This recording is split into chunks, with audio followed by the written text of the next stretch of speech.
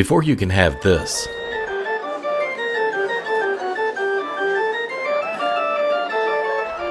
You have to melt the tin and lead for the pipes, create the metal pipes, craft the wooden pipes, burn the racks to hold the pipes, fashion the wind chest, build the case to hold it all, run the electric, put in the stop action, set up the keyboard, hook up the pedal board, voice the wooden pipes, voice the metal pipes, install the pipes, carve the decorative pieces, tune the organ, and more.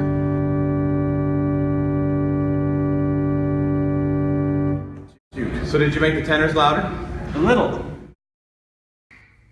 An organ is a complex instrument, but it's made of many small tasks that you do. And we all build, and so we have different systems and different components. So even though you may not know everything, as in if I was to build a 747, you don't know how to do the whole thing, but you might know how to do your one little part. We need musicians to work here, but you also need sort of the wood mechanics and the pipe mechanics. You need the people that can make the parts too. When a musical instrument is beautiful, it speaks to your soul in a way that few things do. And I've been fortunate to be around fantastic musicians in my life. And I realized that I was not that talented as a performer, but I decided that there were very few organs that were worth playing, and maybe I could make a contribution there. 40 years ago, a partnership was born. George Taylor learned the trade by traveling overseas, apprenticing with a master builder in Germany. John Boody apprenticed with a builder in Massachusetts. The pair came together in 1970, building organs with other partners in Ohio. They struck out on their own 7 years later, founding Taylor Boody Organ Builders. They left behind their garage workshop in Ohio in 1977, relocating to a workshop still called home today in Staunton, Virginia. There's so many aspects to this work that have to come together through experience, and when we take in someone here, we have to start from the bottom. It doesn't matter how old they are. We have to say, well, do you really want to be an organ builder? And we'll teach you to do some of this woodwork if you'd like to, but there's no comprehensive education that precedes that. All the aspects of the trade are taught that way, like casting pipe metals and eventually being a person who can produce a beautiful set of pipes on your own.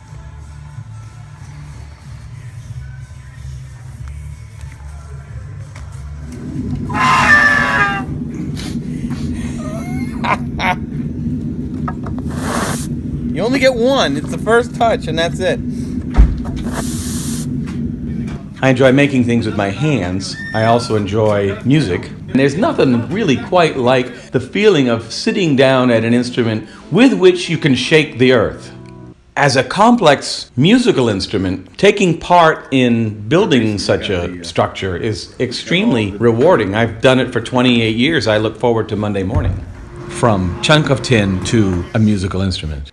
Cast, hammer, cut out, form, solder, cut up, flue, toe hole, speech, voicing, tuning. That's just the pipe. Just one pipe. The pipes, of course, are the musical instrument, but in order to play the pipes, you need keys, stops, an organ case, and structure, and you need action to connect the keys to the valves, and you need stop action to connect the stops to other valves, and you need wind, so you need a blower, and bellows and regulators, and you need wind trunks and ducts to get the wind from one part of the organ to another. It's a lot of handwork. Everything's handmade. It's labor intensive. A lot of little nitpicky details, little things that have to be exact. And there's a lot of parts in an organ. There's nothing factory made. Even the scale of the pipes, the size of the pipes are determined after going and visiting the room. Of course, an organ has to be designed.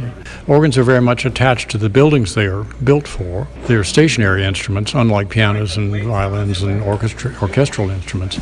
They are very much attuned to the space architecturally and acoustically and for the job they have to do. From there, you take it to the design table and follow through with that, and then pass it out to the people in the shop who know how to execute that. One such creation to come through the workshop was Opus 71. The organ was commissioned by an organist from Silver Spring, Maryland. Well, we had moved into a house in Silver Spring in which we had a music room. And we had enough room for the instruments we have already. We had a little room left over. And decided that there was enough space for an organ. The room where the organ was to go offered a challenge. It had 8-foot ceilings. There are actually some 8 feet long pipes in the organ, and they don't stand up under an 8-foot ceiling on top of a wind chest. And those pipes are wooden pipes, and we're actually able to miter them so that where they would otherwise go through the ceiling, they turn to the side. It's all a puzzle. It's great puzzle playing.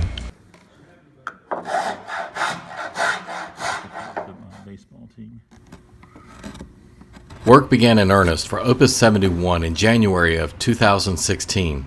Over the next several months, the craftsmen applied their skills, not unlike members of an orchestra. Each worked to craft the components separately, but in time, the case took shape. And like the notes of a symphony, the pieces came together. The last few weeks were a flurry of activity. Over a year after work began, and about 4,500 work hours later, an open house was held in February 2017. Opus 71 was revealed at last. From among the crowd gathered, Giles Cook watched his organ played for the first time. I'm pleased with what I see, and particularly with what I hear. There are distinct limits and limitations that are placed on the designer. You simply don't dream up something and put a box around it and call it an organ. It doesn't work that way.